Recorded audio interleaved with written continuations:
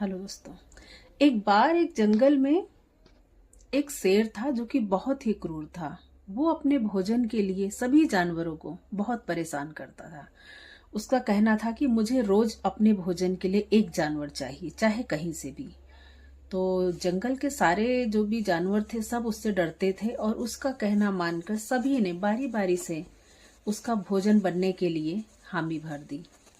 रोज एक जानवर उसके पास जाता उसका भोजन बनने के लिए। एक दिन एक खरगोश की बारी आई।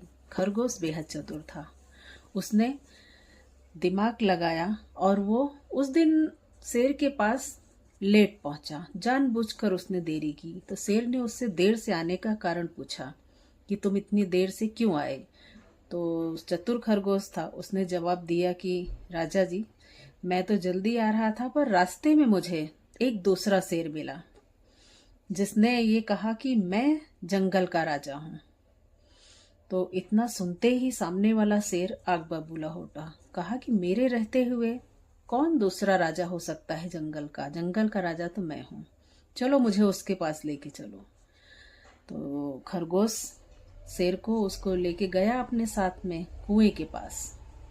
कुएं बोला कि इसी कुएं के अंदर वो दूसरा जंगल का राजा शेर रहता है, आप देखो।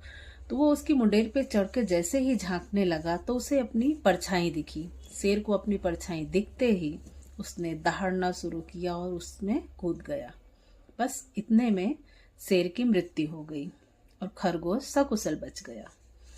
इससे सभी जानवर सकुशल बच गए। तो मोरल ऑफ द स्टोरी ये है कि कितनी भी बड़ी मुसीबत हो, परेशानी हो, आप बुद्धि विवेक से काम लें, घबराएं नहीं।